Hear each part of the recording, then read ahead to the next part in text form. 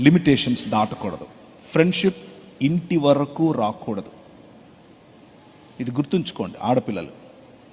మన సమాజంలో ఒకవేళ బాయ్స్తో కలిసి మీరు ఆడుతూ ఉంటే, బాయ్స్తో కలిసి మీరు తిరుగుతూ ఉంటే, బాయ్స్తో కలిసి మీరు పరీక్షల్లో పాల్గొంటూ ఉంటే కాన్ఫిడెంట్గా ఉండండి, తప్పేమీ లేదు.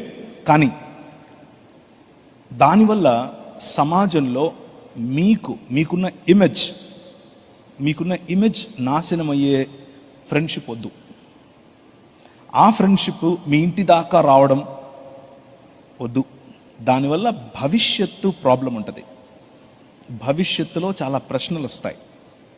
అలాంటివి రాకుండా మేనేజ్ చేయడం కోసం చేయడం మంచిది. కాబట్టి వీలైనంత వరకు మీకంటే చిన్నవాళ్ళను తమ్ముడు అనే పిలవండి. వీలైనంత వరకు మీకంటే పెద్దవాళ్ళను అన్నయ్య అనే పిలవండి. ఫ్రెండ్ అయినా సరే అన్నయ్య తమ్ముడు అనే పదాలు మంచివి. వాటిల్లో మనకు మంచి బంధం ఉంటుంది. అలా కాకుండా ఒరే రారా పోరా అని చేతులు మీరు వేసి